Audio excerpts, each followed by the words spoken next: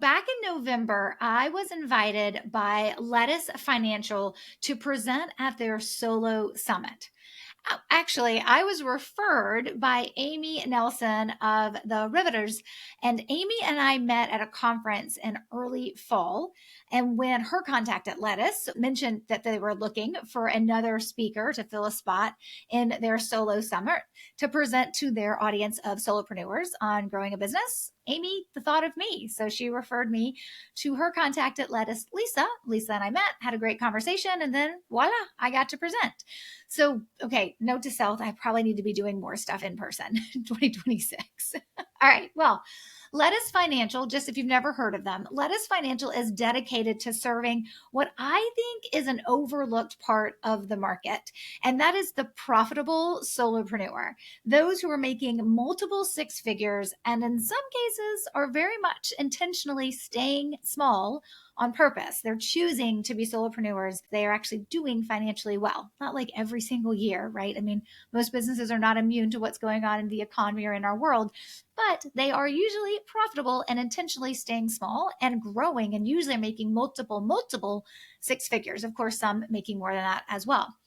So if you've never heard of Lettuce Financial, Lettuce is an automated tax and accounting product for solopreneurs, contractors, and freelancers. I have to be honest, I had actually never heard of them until Amy referred me to Lisa at Lettuce, and then I got to learn about them. And I was just really intrigued by their model in terms of the market that they're serving, which I personally believe is like kind of overlooked. For their solo summit, they put on an A+ event. I was thrilled to be a part of it. They also shared the recordings from each of the speakers' sessions with us, the speakers, so that we could do whatever we wanted with them. And so what I decided to do for this episode is to play my presentation titled Building a Sustainable Pipeline with Referrals Without Asking. Oh, before I forget, because we're going to dive in to listening to this recording in just a minute, I do want to let you know, coming up next week, December 15th, I'm doing a training called Ending the Year Referral Strong. It is a free 20-minute training. So it is designed to pack a punch in a very short amount of time. We'll see how I do. And of course, it's free. So to join me, just go to stacybrownrandall.com/training so that you can sign up. Okay, like I said, for this episode, we are going to play the presentation that I gave at the Solo Summit. So let's roll the tape. Sorry, just like totally dated myself. Just kidding. Let's roll the recording. Stacey Brown Randall is an award-winning author. She is the referral expert who has helped thousands of business owners generate consistent, high-quality referrals without ever asking for them. She has developed a proven methodology based on psychology and brain science that turns happy clients into referring advocates naturally and authentically. So whether you need to start receiving referrals or you want to double or triple the referrals that you're already getting, Stacey is going to show us how today to make that happen. Before I let Stacey take over, just a couple of things around general format for today's session. So each session is scheduled to go 45 minutes, and that gives you a quick break before you can jump into the next piece of content we have scheduled for today. As Stacey presents, we have two functionalities to the right. We have a chat. Stacey's going to be asking a lot of questions. We'll be using the chat. And then there's also Q&A. So if you have questions that you want us to answer after, we're going to save some time for a live Q&A at the end. Please use the Q&A box. And then if you see a question in there that you like or you want a +1, please do so. We'll move that to the top to make sure to address it first in the time that we have. What else? On the right side panel, you're also going to see an offers section. There's offers in there from Lettuce as well as from Stacey. So check those out. And you can also find them in our resource center later in the day today. And then last but not least, before we get started, Stacey has just launched a new book. I think it was just 2 weeks ago, the Referable Client Experience. And I'm going to drop that link in the chat so you guys all have an opportunity to get that as well. But without further ado, I'm going to hand it over. I'm going to go off camera and hand it over to Stacey so you can take it away. Perfect. Thank you so much. All right, let's get this going. We gotta have a PowerPoint. If it's a summit, you gotta have a PowerPoint. Like, what is the presentation without a PowerPoint these days? Great. All right, I am so excited to dive in with you guys and talk about referrals, specifically referrals without asking, which of course is the way most of us want to generate them. Here's one thing I want you to know about referrals.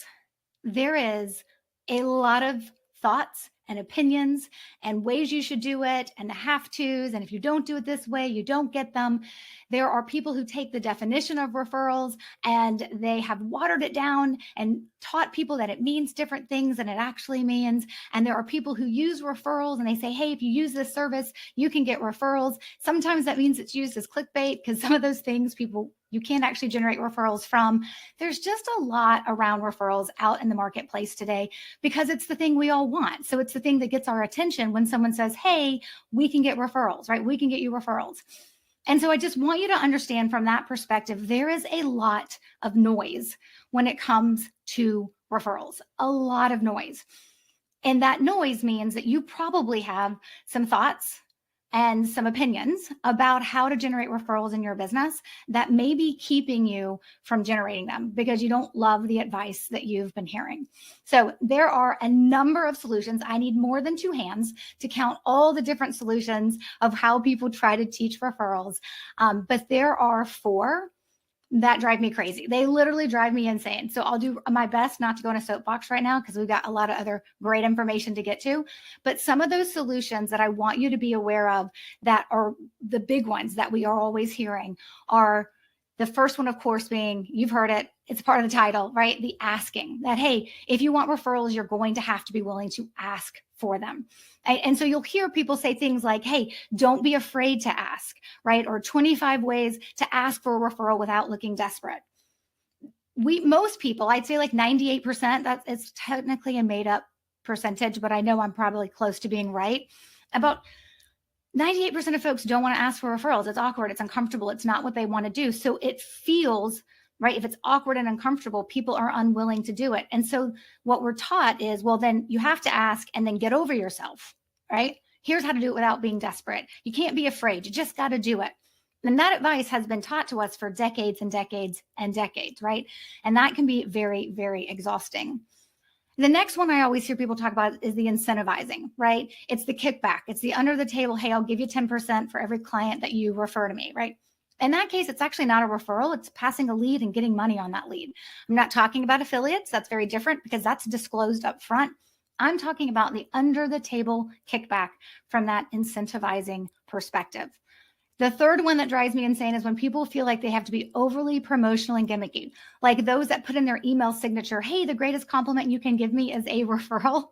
We definitely do not need to have that in our email signature or put it in your newsletter, right? Oh, I would love it if you would refer me, right? The greatest compliment you can give me. Don't keep me a secret. So we're taught that if you want referrals, the way to trigger them is to be overly promotional and gimmicky. And that doesn't work for how most of us want to show up as the expert in our business, right? Or we're told we got to network. We got to know a ton of people. We've got to always be seen. And if we're not always seen, then of course, people will forget us and then they'll never remember us and they can't refer to us, right? Okay, so these are the 4 that drive me insane because we have been told we have to believe them and they're not true. Yes, you can do those if you want to. You're a unicorn and in the small minority of humans that want to. The other issue though is they don't work long term and I'm going to explain why in a minute. But there is one solution that truly breaks my heart. And the one that truly breaks my heart is this one. Hey, well, if you won't ask and you won't pay for them and do any other things, well, then just do great work and hope you receive referrals, right? Just do great work and maybe you'll get some referrals, right? They're telling you that because you won't ask and you won't incentivize. And that's not how you want to show up, right? To your people in the marketplace. And unfortunately, over time, this has become, well, if you do great work, you should just get referrals. Doing great work equals referrals. So I'm curious, hop into the chat. Tell me, do you do great work? Do you believe the work that you do, not perfect work, but do you believe that you do great work? Just hop into the chat. Give me a yes or a no. Yes, I believe I do great work, right? What does that look like for you? Just give me a yes or a no. Do you believe you do great? Yep. Look, yes, all of you guys are like, this is what I expected. I'd be really sad if I got a bunch of no's. Right? Yes, you all believe you do great work. Yes. Not perfect work, right? But great work. Not that you don't have mistakes. You know how to fix those, but you are there to do great work. I love it. I even got a hell yeah, right? Yes, you do great work. Okay, so let's stop putting into the chat your guesses for doing great work. So pause on the chat. If you haven't put your guess in, it's okay. Don't worry. There's another question coming from you. So then tell me, are you drowning in referrals? Do you have so many referrals coming in on whether that's a weekly or monthly or quarterly basis that you are drowning in them? Not that you just get a couple referrals, but that you're drowning in them. Give me a yes or a no, right? Are you drowning in referrals? All that great work. You look at all these nope, nope, nope, nope, nope, no, right? Nope, no referrals, right? Okay, but here's the thing. You guys aren't wrong. You do great work, but you're not drowning in referrals. So guess what? You're not doing anything wrong. You just don't know what you need to do to be able to generate referrals. And we're going to dive into this because there's a few key things I want you to know and I want you to understand, okay? Because doing great work does not mean you will be under a river of referrals. Doing great work does not actually generate referrals. We're going to break down a couple of areas where you can focus, and I'm going to give you 2 pieces of homework to do if you want to start this journey of generating referrals. All right. So when we talk about what does generate referrals, there's a couple of things that I need you to know. So there's some baseline things I need you to understand before any of the 2 tactics I want to give you are going to make any kind of sense. Right? So I need you to know these things. So let's quickly hit them, right? The first one is, so I can tell that the animation is not working. So it's like the answer is already on the screen. So let me just talk about it like it's already there since you guys can see it. What must exist for referrals is desire and opportunity. But you, as the business owner, you only control the desire. And the desire is that I would choose to refer to you. Right? I refer to you, it's based on the relationship we have. So you control my desire to refer to you versus your competitor. What you don't control is how often I'm going to come across an opportunity, right? When you try to control the opportunity by asking me to refer you or offering to pay me to refer you, you're trying to artificially create. You're trying to manufacture what must be there naturally.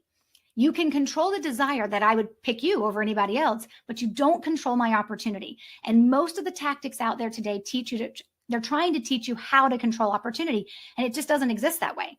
So if you want referrals, you have to understand that what must exist is desire and opportunity, and you only control desire. So stop worrying about opportunity. But that also means you have to be really targeted on who you're trying to create referrals from, because you want to make sure we're picking the folks who actually come across your ideal clients.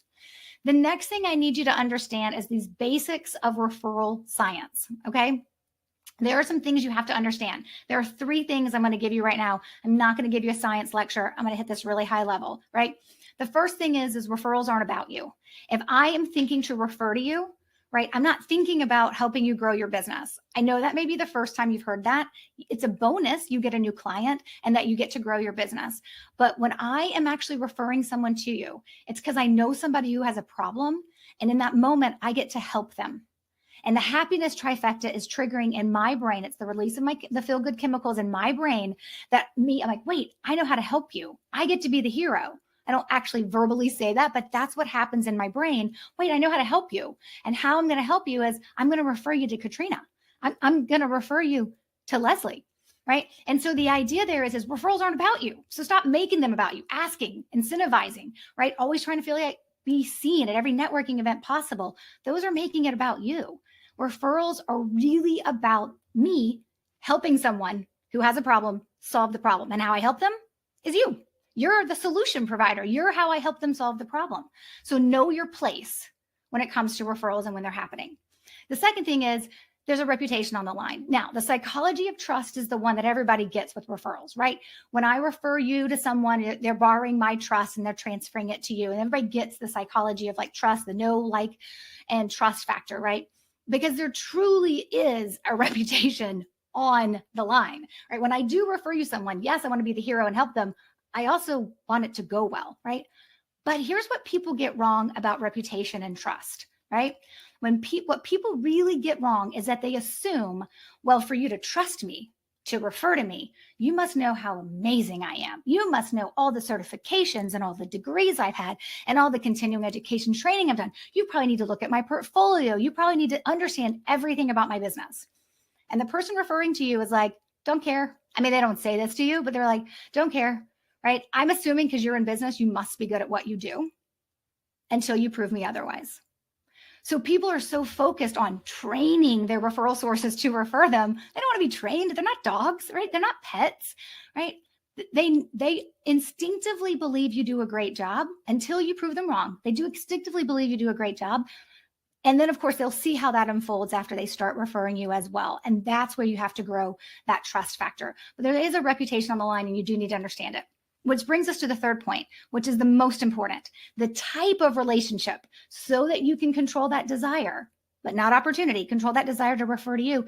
The type of relationship is key. And everything I teach my clients to do is baked and rooted in understanding behavioral economics. And I want to make this really clear.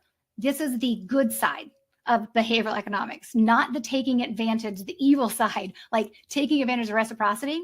That is a part of behavioral economics that we don't participate in.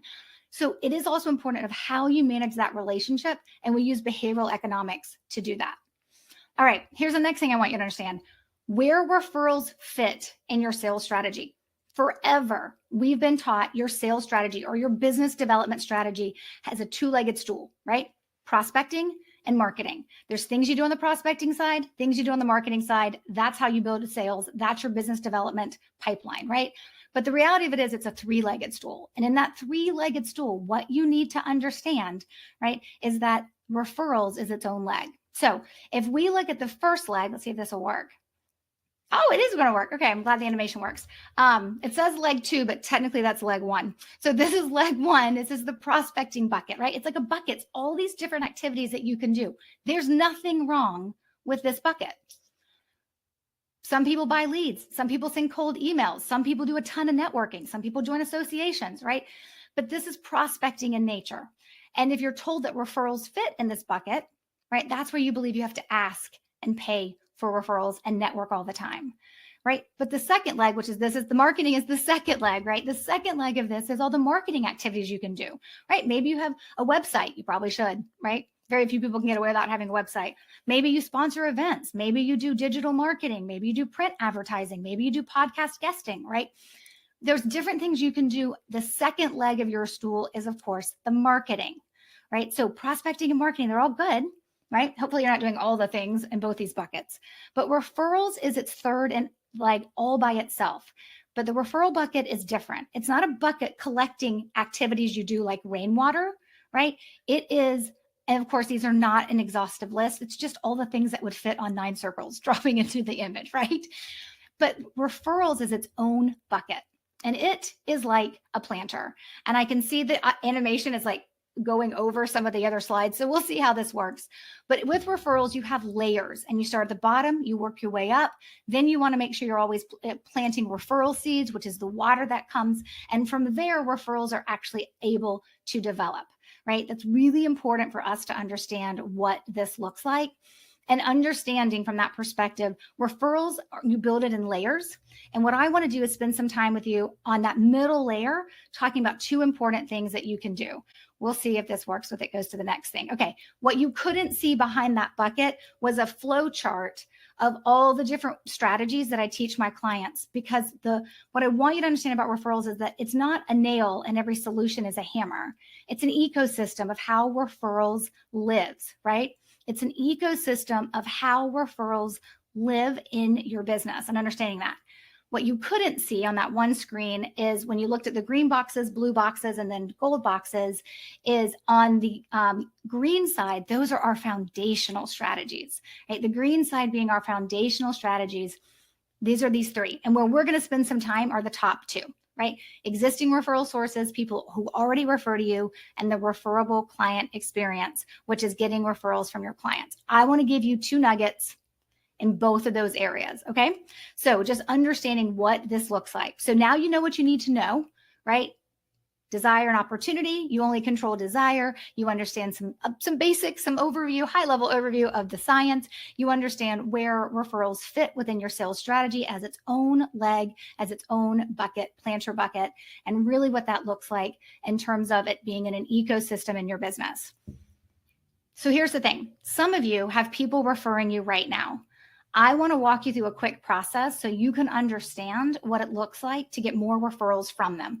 It's at a high level. I know it's not going to be every answer to your question. I will give you some resources at the end where you can go and continue on. Because again, they only gave me 45 minutes. So I want to fit in as much as I can. So I'm going to give you a top tip for your existing referral sources. And then we're going to talk about something within your client experience as well, and what that means and why you should do the homework that I'm about to assign to you. Okay, so first up, top tip for existing referral sources is you need to know who they are. Existing referral sources are people who are already referring you. People come to me all the time. They're like, hey, what do I do? And I'm like, the what question comes after the who question has been answered. Let me say that again. The what you do comes after, once you know who they are. You got to know who they are before you can determine the what. So let's look at who they are. Your referral sources are always human, right? If you're buying leads from another place, that place is not referring leads to you. They are handing you leads that you are paying for, right? So it's always a human. They fall into two categories. They're an existing referral source, which means they've already referred you, someone. It may not become a client, but they did refer you, or potential, the people you want to refer you, but haven't ever referred you. Then there are also 4 types, right? They can be your clients, they can be centers of influence, they can be family and friends, and they can be strangers. Some of you will never have a stranger refer to you. Others of you have been in business forever and your reputation has grown over time. And every once in a while, somebody will send someone to you and you don't know who that person is. That's our definition of a stranger, right? The definition of a stranger in this case is they know you, you don't know them. And some of you do work that your family and friends do not understand. To this day, I still don't think my mom knows or understands what I do. She can tell people that I've written books, but I don't even think she knows what a podcast is. And that I have almost 400 episodes on my podcast, Roadmap to Referrals.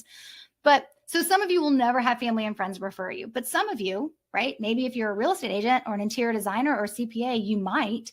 Most of us have our clients refer us and then centers of influence refer us, which is a COI, right? Center of influence, by definition, of course, are people who know what you do, don't do what you do, so there's no competitive overlap, and they come across your ideal client with some level of regularity, right? So you've got your clients and you've got your centers of influence. That's usually where we spend our time and energy. Centers of influence being not everybody you know on LinkedIn, not everybody that's a contact in your phone, but the people who know what you do, don't do what you do, and come across your ideal client with some level of regularity. That's really important. Okay. So here are the basics of knowing who referral sources can be. I want to walk you through how to figure out who they are. And it's a quick and easy 3-step process. First step, you're going to list out your clients. Now, here's the thing. I'm going to ask you to give me 1 year's worth of data. If you've been in business for longer than a year, you should have 1 year's worth of data. So maybe you're going to go back till November of 2024, and that's going to be 1 full year.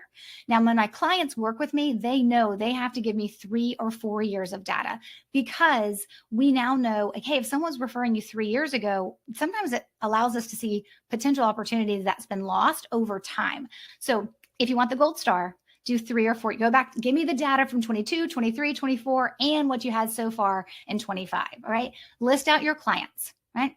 And determine the source, right? And determine the source of where they heard about you, right? Where did they first hear about you? When you determine that source, that means, did they come through a Facebook ad? Were they referred to you? If they were referred to you, we need the referral source's name, right? Did you meet them at a networking event? Did you used to work with them at an old company and then you started your business and they then became a client, right? There's lots of different sources. But if they were referred, you're going to make sure you put in the referral source's name and then doing this in Excel is the easiest way to do it. You're going to sort that list to show only the referral sources. I'm going to show you what this looks like in a spreadsheet in just a moment. Okay. I did see a question pop in about what if you're just starting out. This strategy is for folks who have been in business at least a year or more and have people referring to them. What's coming up after this, Karen, will be about, hey, if you don't have anyone, you're just starting out, then it'll give you something to consider for your client experience. Okay. So this is only for people who have folks referring to them. Right. And so we will talk about if you don't in just a minute. Now, when you look at listing out your clients, identifying the source, keep a couple of things in mind. A repeat client is not a referred client. People always get that wrong. When a client comes back to work with you, they are not referring themselves. A client cannot refer themselves. They're a repeat client. That is its own individual source, right? And you're not referred by an association. You're referred by somebody in that association. Unless you're on a directory and people can go into the directory and find you, then that person found you on the directory of that association, but they weren't referred by the association. So get really granular. Remember, the referral source has to be a human. So you've got to have a name if it's going to count as a referral source. If you do this in Excel or a Google Doc, it's 3 columns. You don't need me to hand you a template. You just need to make 3 columns. It's super, super simple, right? So it's the date or the year. Like if you're doing this back in 2022, I don't expect you to know that it was February 2nd, 2022. Just put the year they became a client, then the client's name in this middle column, and then put the source in the final column. Now you can do this again with prospects, people who you had a conversation with, right? But they never hired you. They didn't end up working with you. So you can make a second tab and do 1 tab for clients and 1 tab for prospects if you want a complete list of who your referral sources are. Then you're just going to sort by that 3rd column under the source tab, and all the Facebook ads will come together, right? Because it's alphabetical when you sort. And then you'll have these random names that are all throughout it. Those are the ones you want to grab. Those are the ones you want to capture, because that's your list of gold. That's your list of existing referral sources. And that is so very important, right? So we want to make sure we know who these people are. Some of you will do this and you'll have like 1 or 2 or 3 people. That's okay. Some of you will do this and you'll be like, oh my gosh, I have 30 people. That's great, right? But all of you can probably make an assumption of what you think you have now. So I'd love for you to tell me in the chat, how many existing referral sources do you think you have? It's okay if the number is 0. No one's holding you to this. No one's going to remember what you put into the chat, right? So it could be 0, 1, 2. It could be 20. It could be 50, right? How many referral sources existing, meaning they've referred you before in the last 2, 3, or 4 years, do you think you have? All right, 5, 2 to 3, 1, 4, 10 or more, 0, a couple of zeros, 2s, 3s. I see a 5. Yeah, great. 10. Awesome. Here's the thing. I've done this for 12 years. I've been working with clients for 12 years. You're probably wrong. That's very few of you are going to be right. But I asked for a guesstimate. I don't expect you to be right. But the data will tell you what you need to know. You're going to end up with a list of people who have referred to you. You're going to end up with this list of people who have referred to you, which is amazing. So great. Awesome. What do?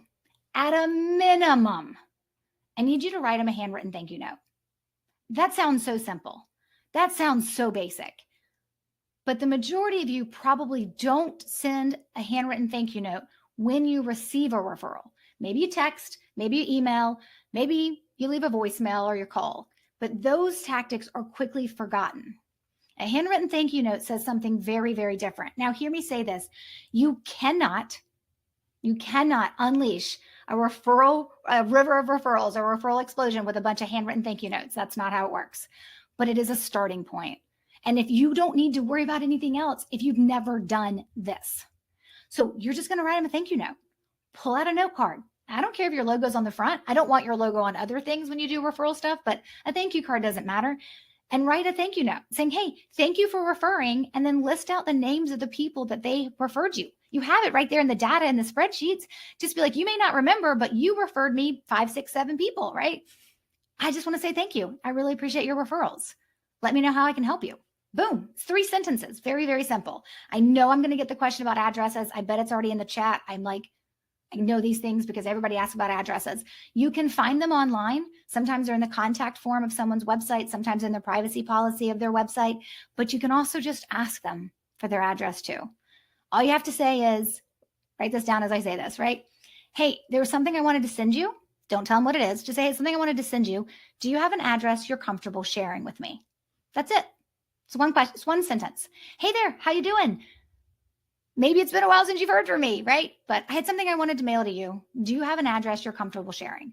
Most people, if they have a relationship with you, will be comfortable sharing an office or a home address, depending on where they're working. And if they don't share it, don't worry. Not everybody will, but most people who've referred to you will actually send you note cards. Here's the thing. This cannot be an emailed card. Full stop. There are no exceptions around this. If you haven't been thanking people for referring to you, you need to pull out a card, get an envelope and a stamp, and handwrite them a thank you card. Right? This is kind of one of those soapboxes I get on and I don't get off because it's really important, because receiving a handwritten note card tells me something that an e-card or a text or an email can't tell me, which is I'm worth your time. Because writing a thank you card may take me 2 minutes, but to me, when I receive it, it tells me that I'm worth your time, even if it's just 2 minutes. And that matters most. Now, what I want for you past that, because you will not unleash a river of referrals from just these handwritten thank you cards. You may get some, but it is your starting point. But a better option is you need to have a plan. I would love it if throughout 2026, you came up with 5 or 6 ways that you were going to show care, show thankfulness, show gratitude to these people who take care of your business. If you believe you should take care of the people who take care of your business by referring to you, then you definitely want to make sure that you are saying thank you to them, but throughout the year. 5 or 6 times throughout the course of 12 months, so that it's not just, you're not just thanking them when they refer you. I want you to do that too. I also want to make sure that they are never feeling like you forgot about them. They're top of mind, right? This way you stay top of mind and you can impact how they feel. This is how you create the desire to remember you to refer to, right? So 5 to 6 times a year, right? This is not 5 coffees in a year. This is not 5 gifts in a year. That's actually really creepy. Don't do that. No, depending on how well or not well you know the people. If I got 5 gifts from you, that would be like, that's weird, right? Variety is your fan, right? Variety is what you're looking for here. So that's what I want you to consider. This is taking care of the people who take care of your business. Never, ever forget that. And this list, if you have people on this list, is your list of gold, because these are the people who've already referred you, and they're the easiest group to get to do it again. When you go to my website and you see, wow, Stacey doubled my referrals or quadrupled my referrals in 90 days or a year or whatever, 9 times out of 10, it's because they had people referring to them. We used the 5 to 6 times to take care, to say thank you. And we were able to get fast results and better results because they had a group of existing referral sources. Not everybody does. Some people start from scratch, but if you have it, you need to make sure you're paying attention to it. All right. The next thing I want to make sure I give is a tip for those of you who are like, I don't have any referral sources, right? That's fine. But for everybody, also, there's a client experience happening every day as you work with a client, right? There are client experience always happening. And so when you think about from that perspective, your client experience and making it referable, there's some things we get wrong that we need to definitely change. So the top tip I have for you is I need you to map out your current client experience now. Now, here's the thing. I know I'm giving high-level information. I'm going to give you 2 resources, less than $20 at the very end. They're my books, spoiler alert, where more information is provided because, again, I have like 10 minutes to go. And I really want to leave time for questions because I know you guys have been asking them, right? And I want to make sure that I'm able to answer them. So for the client experience, to make it referable, your first stop is to figure out exactly what you're doing now. Map out your current client experience. All right. So let's talk about a little bit about the basics of your client experience. The client experience starts the minute a client says yes to working with you, right? They may say yes to themselves before they tell you, but they say yes to working with you. Something happens. They complete a contract, they register, they send you an email and say, I'm in, let's get started, right? The formula of your client experience is not just the great work you do. It's also the relationship you build. And this is why you're not bridging the gap to referrals. Because if we're thinking it's great work and we're not building relationships, we're missing an opportunity, right? And of course, the client experience technically ends when the client is done, when you're done doing the work with your client. They just move into the alumni stage after that, which is what I call past clients, right? So there's new, active, alumni. Unless you're like a CPA or financial advisor and your clients never leave, then you stay in the active phase as an ongoing basis. But it starts when they say yes, and you have to make sure you're delivering on work, that amazing work you all said you did at the very beginning, and building relationships. But building relationships with your clients in a repeatable way. So the same thing happens for all clients when they hit a certain point in your client experience. So what do I mean by that? This is how you're going to map this out, right? Oh, TP stands for touch point. Sorry, I can't put all that on the screen, so I always abbreviate. Does not mean toilet paper. It means touch point. Okay, so first thing, you're going to map out what you do with a client from start to finish. And I mean everything, mostly the stuff your client never sees, right? All that stuff that happens behind the scenes, right? So here, and then you're going to mark what's work with a W, and you're going to mark what's relationship focused with an R. So I just had a client who joined me in my coaching program. It's called Building a Referable Business, and it's a coaching program. He joined on Tuesday. Here's what's happened for him behind the scenes. He filled out a registration page. Then he got a contract to sign for the coaching agreement. So he had to sign that. Then he gets a welcome email that explains to him how to do his pre-work, right? He's going to complete his pre-work and upload his pre-work. I'm going to approve it. Then he's going to get an email that's going to let him schedule his 1-hour onboarding call with me privately. 5 things that have happened. What he doesn't know, these are all the things that he can kind of see and he understands are happening because it's the work I deliver, right? Those are touch points of work. Those are like the output of the work. What he doesn't know is behind the scenes, my team's making sure that he gets his welcome box. Now, do you have to do a box? No, this is just what I do. And so I'm using that as my example. That's my relationship touch point. 5 work touch points, and he's getting 1 relationship touch points through that process. And that is where I'm starting to build a better relationship with him.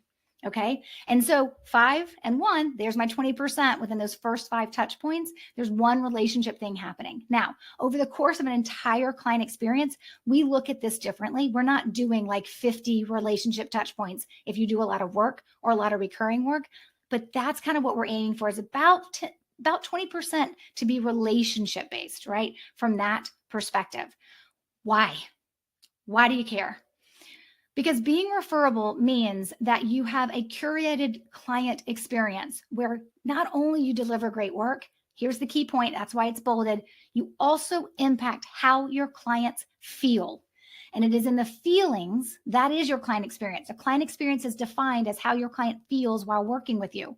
The problem is that we're trying to evoke these emotions we want just from great work, and it's not working. Relationship touch points infused throughout your client experience is the best opportunity to evoke those emotions that really connect your client to you, to feel seen, right? And it allows you to plant referral seeds language, right? And that is the secret sauce that I teach my clients, as gives us opportunities when we're doing these things to also plant referral seeds. When you have a referable client experience, you're delivering great work and you're building relationships, and then you're ready to bridge the gap to generating referrals. The first thing you got to do though is figure out, what are your work touch points? What does it look like? And are you infusing a relationship? So the example I gave you was the welcome box. Another example, maybe you have a client appreciation party. That can be a relationship touch point. Maybe you send out holiday cards. I do, to all my clients and my referral sources. You can do that too. I also send them to prospects if I have their address at that point in their process with me. Right. So the holiday card can also be considered a relationship touch point. So it's really important that you kind of pay attention to, we're creating an experience here. The first piece of homework I gave you was to make sure you could identify your existing referral sources and then thank them with a handwritten note. You're starting an experience for that group of people, your existing referral sources. And you're doing the same for, of course, your clients. You're building an experience for them that makes you referable. So I said I was going high level, but if you want to go deeper, my first book, Generating Business Referrals Without Asking, is about teaching you the 5 steps you need to understand about existing referral sources. If you don't have existing referral sources, you don't need that book yet. My new book that just came out, The Referable Client Experience, that's of course about the client experience. It's in the title. That's what we were just talking about. I hope you enjoyed my presentation that I gave at the Solo Summit that was hosted by Lettuce Financial. We'll link to them in the show notes for this page if you want to go check them out. And I have a favor to ask. It's the same favor I've been asking for a few weeks now. So, first, I just wanted to say, because I failed to mention this last week, and shame on me, for everybody who left a review right before Thanksgiving. So, for those of you in the States that are actually celebrating Thanksgiving, it was the end of November. For those of you that went and left a review, we hit our goal by Thanksgiving of 25 reviews, which was amazing.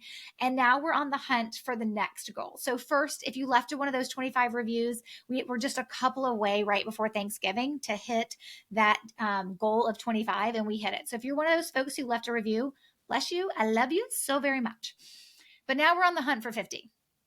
And we're trying to get to 50 reviews of my new book, The Referable Client Experience, before December 19th, which to me is kind of like the last day of the working year. It's not for most people. And technically, I'll probably still be working a little bit over the final 2 weeks of the year, but I slow down dramatically. And I believe most people do too. So before people start slowing down to those final 2 weeks of the year, I am hoping that you can help me out by leaving a review if you haven't already. Unfortunately, you can't leave a second one if you've already left one. So we're trying to get to 50 reviews by December 19th. And obviously, my preference is a 5-star rating and review. So I want it to be honest for you, but obviously that's the goal here, is that you read the book and you love it and you leave not only a 5-star rating, but also a written review, something that you enjoyed about the book or you want to share about the book. So those reviews help other people find it.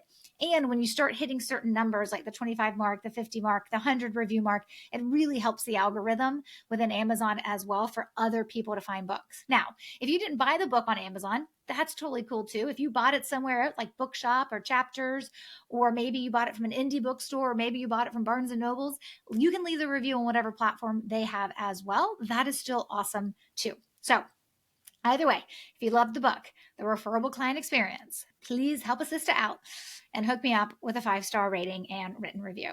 All right, you can access the transcripts for this episode with the book links, where to learn more about Lettuce Financial as well, on the show notes page of this episode at staceybrownrandall.com/391.